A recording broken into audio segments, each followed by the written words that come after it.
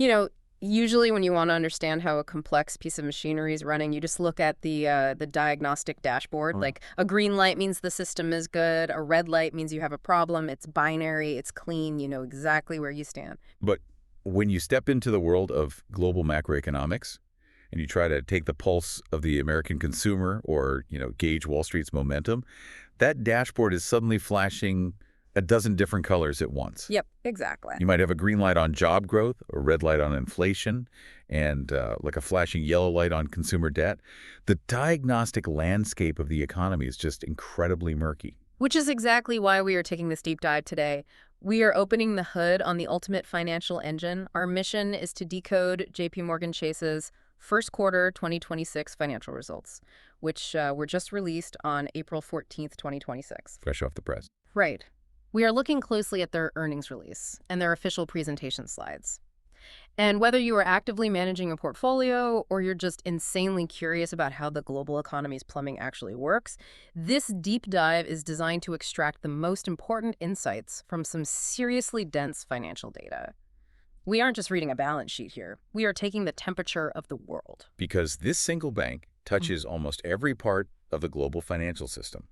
I mean, their data is essentially a cheat code to understanding what's really happening out there in the real economy. Okay, let's unpack this. We have to begin at the very top.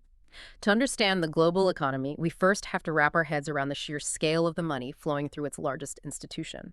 So looking at the Q1 2026 earnings release, give us the top-line view. Just how big of a quarter did they actually have? Staggering. I mean, truly staggering. In the first quarter of 2026, JPMorgan Chase reported a net income of $16.5 billion. Yeah, that is up 13% from the same time last year. And their managed revenue reached $50.5 billion, which is a 10% jump. 10%. Right. And their earnings per share came in at $5.94. I actually, I did the math on that net income number before we started, just to contextualize it. They generated over $183 million in pure profit every single day of the 90-day quarter. It's a scale that almost defies comprehension for most people. Yeah. But the story here isn't just the sheer size of the profit pool. It's the mechanical efficiency of the system generating it. And that brings me to a metric in this report that I really want to dig into because the percentage just seems impossible for a company of this size. Yeah. Their return on tangible common equity, or ROTCE, hit 23%. Yeah, which is massive. Right. Now, usually when a corporation gets to be this massive, it gets sluggish. I always picture a gigantic cargo ship, the biggest one on the ocean. It can hold a lot of weight, but it takes 10 miles just to turn around. But a 23% ROTCE suggests they are operating with extreme capital efficiency, like a speedboat. How does a bank this gargantuan generate a 23-cent return on every single dollar of physical, tangible equity they hold in just 1 year? That is the core question of their entire business model. And the answer lies in what the bank's management calls its fortress balance sheet. Fortress. Right, the fortress. They are achieving that highly optimized 23% return while simultaneously sitting on heavily defended reserves. They reported $1.5 trillion in cash and marketable securities. Trillion, with a T. With a T. And they hold $572 billion in what's called total loss absorbing capacity, or TLAC. Okay, stop there. Total loss absorbing capacity sound like a term out of a nuclear power plant design, not a bank. What does that actually mean in plain English? The nuclear blast shield analogy is actually pretty accurate, honestly. After the 2008 financial crisis, regulators realized that if a massive bank fails, the taxpayers end up footing the bill. Right, the bailouts. Exactly. So new rules were created. TLAC is essentially a massive pool of specific types of debt and equity that the bank is legally required to hold. Yeah. If the bank suffers catastrophic losses, like a true financial meltdown, this $572 billion is designed to be wiped out first. Oh, I see. It absorbs the blast. It ensures the bank's shareholders and certain bondholders take the hit, keeping the bank functioning without needing a government bailout. So it's a structural shock absorber. Which brings us to another highly technical acronym in the report, the CET1 capital ratio. They reported a standardized CET1 ratio of 14.3%. Again, let's translate this. I know CET1 stands for Common Equity Tier 1, but what is it actually measuring? So CET1 is the ultimate regulatory measurement of a bank's core safety. It compares the bank's absolute safest, most liquid capital, like common stock and retained earnings, against its risk-weighted assets. Let's define risk-weighted for a moment, because not all assets are created equal, right? Precisely. Like if a bank lends $10 million to the United States Treasury by buying bonds, the risk of the U.S. government defaulting is incredibly low. Sure. But if they lend $10 million to a brand new, highly leveraged tech startup, the risk of default is quite high. Regulators don't just look at the raw dollar amount of the loans. They assign a risk weight to them. Oh, okay. So the CET1 ratio of 14.3% means that for every $100 of mathematically risk-adjusted assets the bank has out in the world, they are holding $14.30 in pure, highly liquid, ultra-safe equity to back it up. Which proves the bank isn't just making a wild amount of money, it is intentionally engineered to be practically unshakable in a crisis. Absolutely. And they aren't just hoarding all that cash in a vault either. They returned a massive amount of wealth to shareholders this quarter. $8.1 billion in stock repurchases, effectively buying their own shares to increase their value, and $4.1 billion in direct dividends. It is an incredibly well-oiled machine. But that $16.5 billion profit doesn't just materialize out of thin air. The foundational layer of that wealth comes directly from the everyday lives and wallets of the public. Which brings us to how you, the listener, and millions of others are spending and borrowing. Let's look at the Consumer and Community Banking segment, the CCB. This is where the macroeconomic rubber meets the road. This segment generated $19.6 billion in revenue and $5.0 billion in net income. And the digital shift we saw accelerate a few years ago is clearly permanent now. Yeah, the app usage. Right. Active mobile customers are up 7% year over year, hitting 63 million people. And the data shows consumers are absolutely still spending. Debit and credit card sales volume was up 9%, and card services revenue increased specifically because people are carrying higher revolving balances on their credit cards. Meaning they aren't paying them off at the end of the month? Right. They are borrowing more, and the bank is collecting more interest. And that leads to the natural consequence of higher borrowing. Yes, exactly. And here's where I have to push back on the narrative being spun by the bank's leadership. CEO Jamie Dimon stated in this release that the U.S. economy remains resilient, with consumers still earning and spending. You could say that. But we just established they are carrying higher balances, and looking at the credit costs, the bank wrote off $2.2 billion in net charge-offs this quarter, mostly in credit cards. That is $2.2 billion in actual everyday consumer debt that the bank has mathematically accepted they will never, ever collect. Right. The net charge-off rate in card services hit an estimated 3.47%. So my question is, if consumers are so financially healthy, why are they defaulting on over $2 billion of credit card debt? Are the economic cracks starting to show in the foundation? What's fascinating here is the tension between those two data points, and it's a perfect example of why you can't just look at one number in isolation. Yes, a 3.47% default rate sounds alarming, especially with a $2.2 billion write-off attached to it. It sounds huge. But if you look at the historical data, this is actually a story of normalization, not a story of crisis. Normalization, meaning a return to a pre-crisis average. Yes. Think back to the previous few years. Unprecedented federal stimulus checks, paused student loan payments, and heavily altered spending habits drove credit card default rates down to historic, artificially low levels. People had extra cash. Exactly, so they paid off their cards. What we are seeing in Q1 2026 is simply gravity taking hold. The stimulus is gone, inflation has taken a bite, and the default rates are returning to normal historical averages. Right.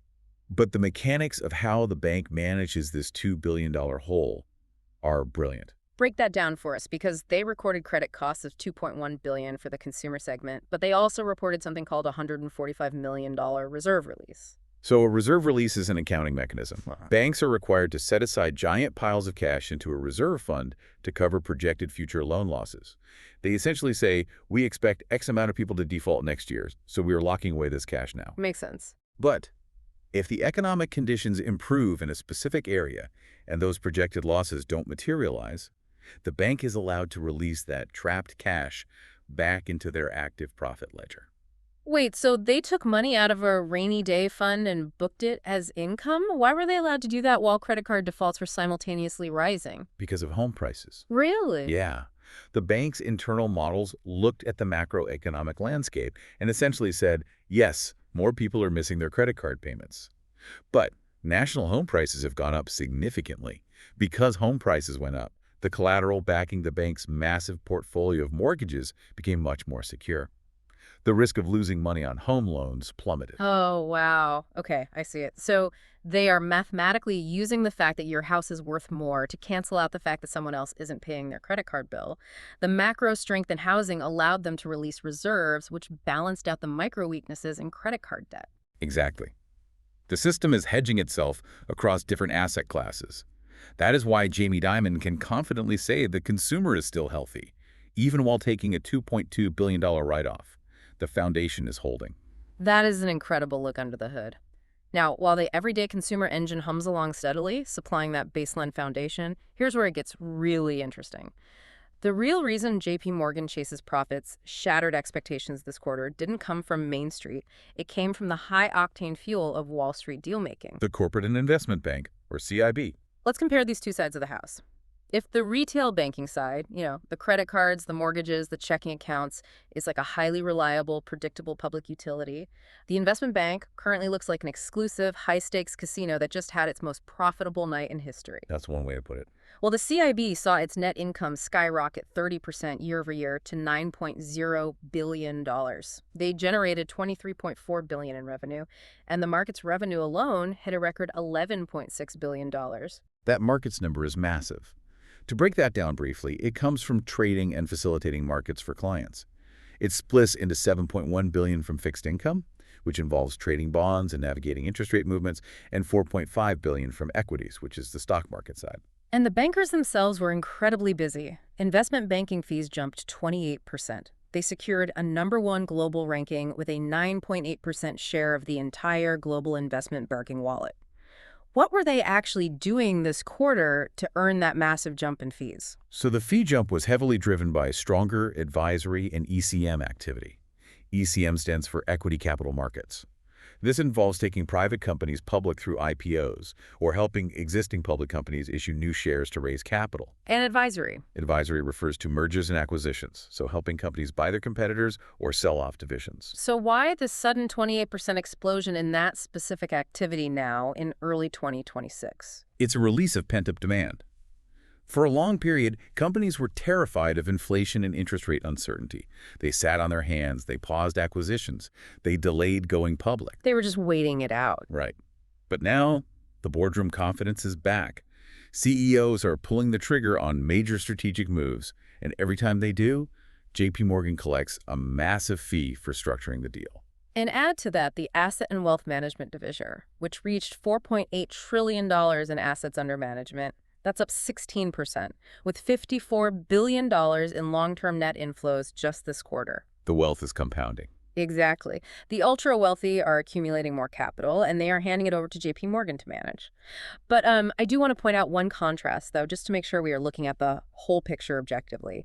The corporate segment of the bank, which is a catch-all for treasury and other high-level activities, actually saw its revenue drop by $1.1 billion year over year. Right, a significant number on paper. It is, but when you look closely at the fine print of the release, this drop was strictly because the first quarter of 2025 included a massive one-off $588 million gain from their emergency acquisition of First Republic Bank. Ah, yes, the regional banking panic. Yep. During that panic, JP Morgan bought First Republic's distressed assets at a steep discount, which instantly registered as a massive paper gain. When you remove that unique once-in-a-decade windfall from last year's math, the core operating business didn't actually drop at all. It's a vital distinction. It prevents the data from being skewed and shows that the underlying engine is actually accelerating. And that resurgence in investment banking and wealth management connects directly to the macroeconomic tailwinds Jamie Dimon mentioned in his commentary. Yes, let's get into the Diamond Doctrine, because this is the true paradox of this earnings release. We've just spent a significant amount of time talking about record profits, $11.6 billion in markets revenue, a perfectly hedged consumer base, and peak efficiency. But yet, despite all this winning, the CEO's commentary reads like a captain warning the passengers to put on their life vests. He's definitely ringing the alarm bell. He reveals intense anxiety about the global ecosystem and highlights a fierce battle with regulators. Jamie Dimon is famous for his deeply cautious macroeconomic outlooks, and he is very explicit in this report. He outlined a tug-of-war currently happening in the global economy. Okay, what's on the positive side? On one side, you have powerful macroeconomic tailwinds pushing the economy forward. He specifically cited increased fiscal stimulus, the ongoing benefits of deregulation, massive AI-driven capital investment, and the lingering long-term effects of the Federal Reserve's past asset purchases. So a lot of money in the system and huge infrastructural investments in technology, but what's on the other side of that tug of war? What has him so worried? An increasingly complex set of global risks that are entirely outside of the bank's control. Geopolitical tensions and active wars, which threaten to disrupt global supply chains. Yeah. Extreme volatility in energy prices. Deep uncertainty around global trade agreements. Large global fiscal deficits, meaning governments are borrowing too much money. Basically all the macro stuff. Right. He's essentially saying the engine is running hot and fast right now, but the road ahead is covered in black ice, and we could lose traction at any moment. And on top of those global risks, he clearly thinks domestic regulators are trying to put a boot on his tires. The bank actually included dedicated slides in their earnings presentation, specifically arguing against aspects of the U.S. Basel III Endgame, or B3E, and the GSIB rules. So GSIB stands for Global Systemically Important Banks. It's a regulatory framework designed specifically for the massive institutions whose failure would trigger a global depression. The presentation claims outright that the U.S. GSIB surcharge is still broken. They accuse regulators of gold plating. What exactly is gold plating in this context? Gold plating is a regulatory term. The Basel III rules were developed internationally in Switzerland to create a global standard for bank safety. Gold plating happens when national regulators like the U.S. Federal Reserve take that international standard and instead of just adopting it, they add their own extra, heavily strict layers of rules on top of it for their local banks. So they take the gold standard and plate it with heavier metal. Exactly. Diamond is arguing that this creates massive redundancies. The bank believes there are deeply unfair overlaps between the Basel III Endgame risk-weighted assets calculations we talked about earlier and the GSIB surcharge. The bank feels they are essentially being mathematically taxed twice for the exact same perceived risks. They pointed out in the slides that they raised $855 billion in credit and capital this quarter. $72 billion for consumers, $8 billion for small businesses, huge amounts for municipalities to build hospitals and schools. Their overarching argument is that if they weren't shackled by this redundant regulation, they could deploy even more capital to the real economy. That is their core thesis. They argue that overregulation mathematically traps capital in bank vaults, capital that could otherwise be lent out to build factories, fund small businesses, or hire workers. So what does this all mean? Because I have to aggressively question the bank's complaints here. Let's just look at the facts we've established over the last 15 minutes. They are sitting on a $572 billion loss-absorbing blast shield. They have $1.5 trillion in cash and marketable securities. They just made $16.5 billion in pure profit in 90 days. Their investment bank just had its best quarter ever. All true. Why on earth are they complaining so loudly about a regulatory surcharge? Isn't this incredibly strict regulatory ceiling exactly what prevents another 2008 financial crisis? They seem to be doing just fine under the current rules. If we connect this to the bigger picture, your skepticism is entirely validated. From a public policy perspective, the 2008 crisis proved that when banks of this size fail, the damage to the average citizen is catastrophic. The strict capital requirements and the GSIB surcharge are designed precisely to ensure that banks hold enough of their own money to absorb those losses without ever needing a taxpayer bailout again. The ceiling is there for a reason. Right. They're literally the biggest bank in the system. The surcharge makes perfect sense. It does. But to present the bank's perspective impartially, we have to look at the mechanics of capital velocity. Their argument isn't that they shouldn't be regulated or that they shouldn't hold massive fortress-level reserves. Their argument is about redundancy. Redundancy, okay. They are saying the specific mathematical models the U.S. regulators are using are overlapping and deeply flawed. They argue that trapping an extra unnecessary $10 or $20 billion in reserve doesn't actually make the bank significantly safer because they are already engineered to survive a cataclysm. But trapping that money does actively drain liquidity from the broader economy. It's a highly technical debate over the precise calibration of the safety valve, not the existence of the valve itself. It's a fascinating standoff. You have the most profitable, highly capitalized bank in history arguing that it's being held back from doing even more for the global economy. And that brings us to the ultimate paradox of Q1 2026. What we've explored today is a financial titan operating at absolute peak efficiency. We're talking about a scale where $16.5 billion in quarterly profit is generated alongside a perfectly calibrated fortress balance sheet. The consumer is spending, Wall Street deal-making is back in a massive way, and the internal mechanics of the bank are balancing out credit card defaults with macro housing gains in real time. Yet, paired with that peak performance is an intense level of executive caution. The people steering this ship see massive global macro risks, wars, deficits, energy volatility, and severe regulatory friction that the everyday consumer is completely blind to.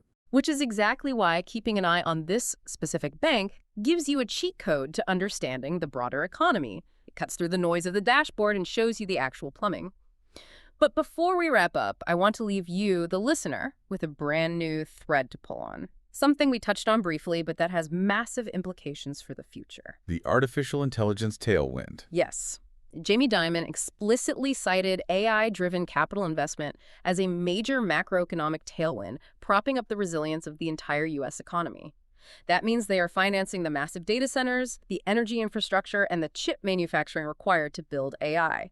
It is moving the needle enough to be officially cited in the macroeconomic outlook of the world's most powerful bank. It's not just a buzzword anymore. No, it's real dollars. So challenge yourself to ponder this. If artificial intelligence is already driving billions in external physical investments, how long before we see an internal shift? How long before AI is fundamentally replacing the very Wall Street dealmakers, analysts, and traders who just generated that record $11.6 billion in markets revenue? It is the ultimate disruption question for the financial sector. What happens when the engine begins to design, execute, and drive the trades itself? Exactly. We started this deep dive talking about the diagnostic dashboard of the global economy and how murky waters make it hard to see what's really going on under the hood. Well, JPMorgan's Q1 results just cleared away a lot of that mud. The engine is roaring, it's incredibly efficient, but the mechanics are keeping a very, very close eye on the temperature gauge. Thank you for taking this deep dive with us today. Keep questioning the data, and we'll see you next time.